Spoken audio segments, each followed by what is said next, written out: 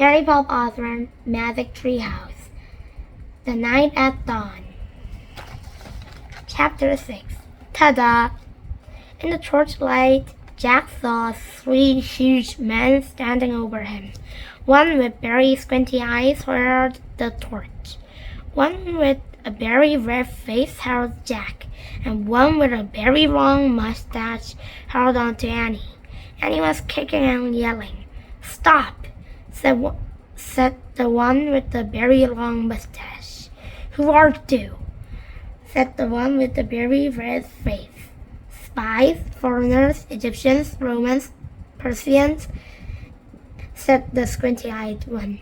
"No, you dummies," said Annie. "Oh, brother," Jack muttered. "Arrest them," said red face. "The dungeon," said squinty eyes.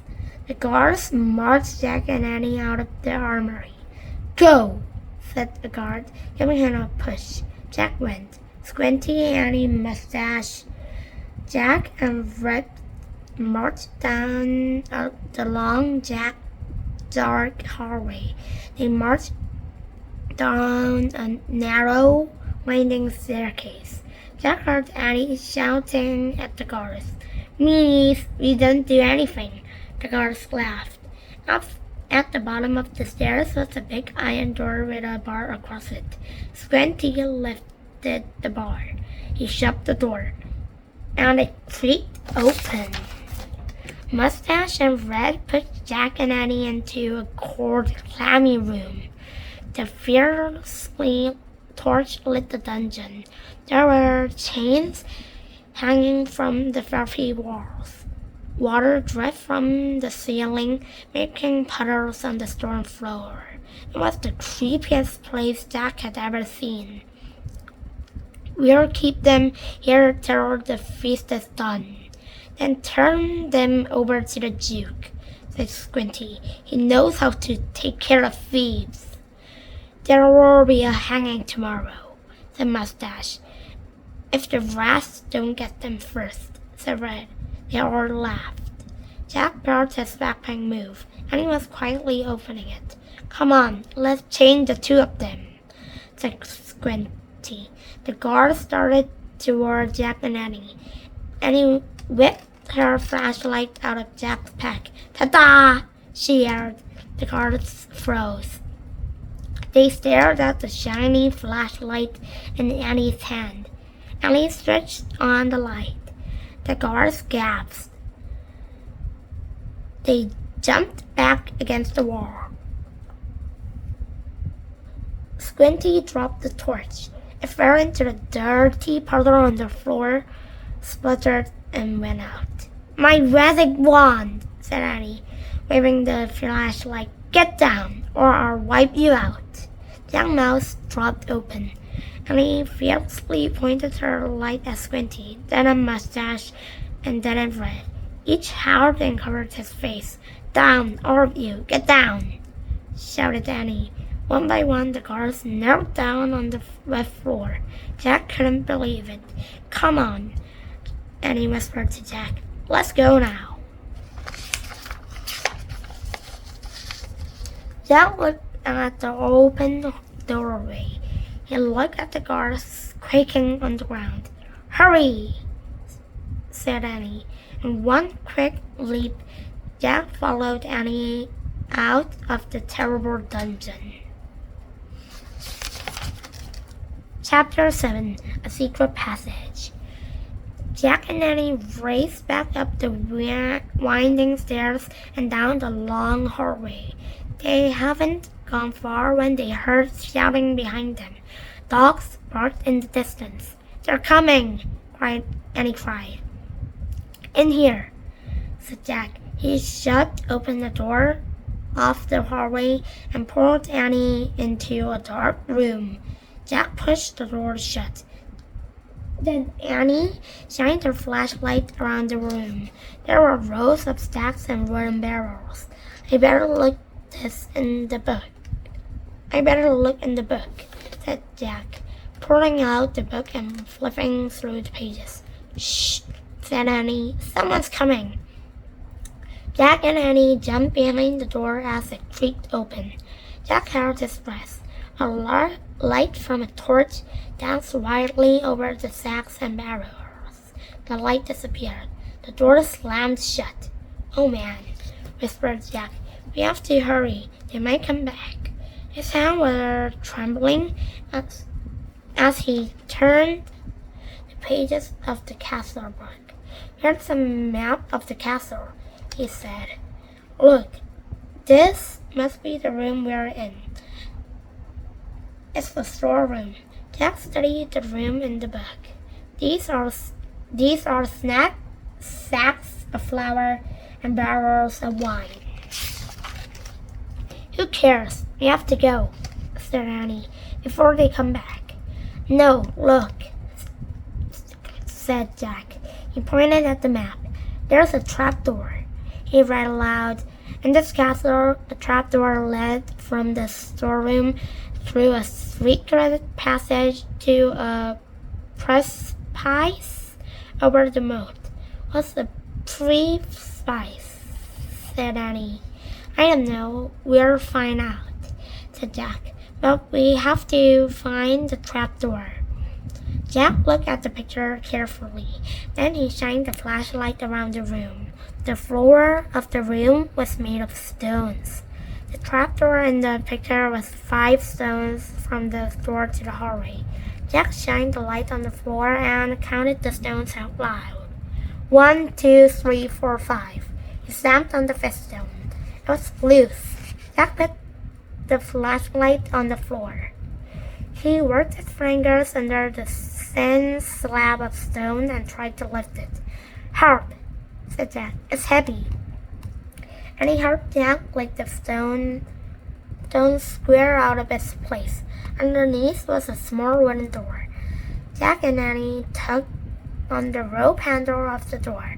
The door fell open with a thunk. Jack picked up the flashlight and shined it down the hole. "There's a little ladder," he said. "Let's go." He clipped the flashlight onto his belt and felt his way down the small ladder, and he followed. When they reached the bottom of the ladder, Jack shined the light around them. There was a tunnel. Jack crouched down and began moving through the damp, creepy tunnel. The flashlight dimly flickered across the stone walls. He shook the light. "Were the battle leaves going dead?" "I think our life's dying," he said to Annie. "Hurry," she called from behind him. Jack went faster. His back hurt from crouching. The light got dimmer and dimmer. Jack was desperate to get out of the castle before the batteries died completely. Soon he reached another small wooden door. It was the door at the end of the tunnel. Jack unlatched the door and pulled it open. He poked his head outside. He couldn't see anything in the misty darkness. The air flared cool and fresh. He took a deep breath. "Where are we?" whispered Annie behind him. "What do you see?" "Nothing, but I think we come to the other side of the castle. I'll find out." Jack put the flashlight in his pack. He put the pack on his back. He stuck his hand out of the door. He couldn't feel the ground. "I'm going to have to go feet first," he said. Jack turned around in the small tunnel. He lay down on his stomach. He stuck one leg out of the door, then the other. Jack inched down, bit by bit, until he was hanging out of the door, clinging to the ledge. "This must be the precipice," he called to Annie. "I can't touch the ground. Pull me up."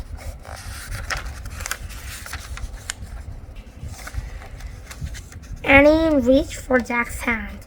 "I can't hold you, she said. Jack felt his fingers slipping. Then down he fell through the darkness. Splash! Chapter 8. The Night. Water filled Jack's nose and covered his head.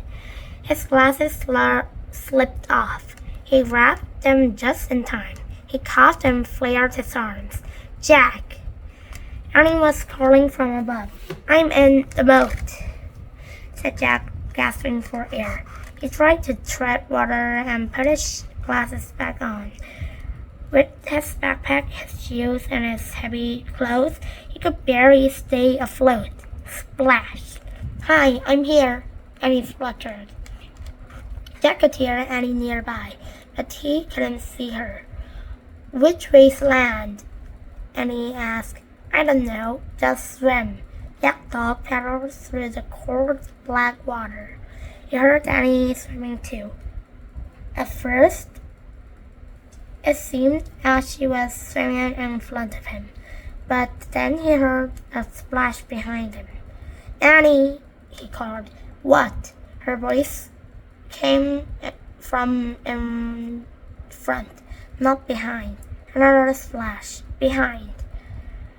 Jack's heart almost stopped. Crocodiles? He couldn't see anything through his water-sweet glasses. Annie? He whispered. What? Swim faster. But I'm here. I'm over here, near the edge, she whispered. Jack swam through the dark towards her voice. He imagined the crocodiles slithering after him. Jack's hand touched a wet live thing. Ah! He cried. It's me. Take my hand, said Annie. Jack grabbed her hand. She pulled him to the edge of the moat. They crawled over an embankment onto the wet grass. Oh man, Jack said. He was shivering all over. His teeth were chattering. He shook the water off his glasses and put them back on. It was so misty he couldn't see the castle. He couldn't even see the moat, much less a crocodile. We made it. We made it, said Annie. Her teeth were chattering too. I know, said Jack, but where are we? He peered at the foggy darkness. There was the drawbridge, the windmill, the hog house, the grove of trees, the treehouse. Everything had been swallowed up by the thick, soupy darkness. Jack reached into his wet backpack and pulled out the flashlight. He pushed the switch. Nothing happened. The batteries were dead. They were trapped, but not in the dungeon. They were trapped in the still cold darkness. Neha! Hoarse whinny echoed through the night. The clouds parted. A full moon was shining in the sky. A pearl of light spread through the mist.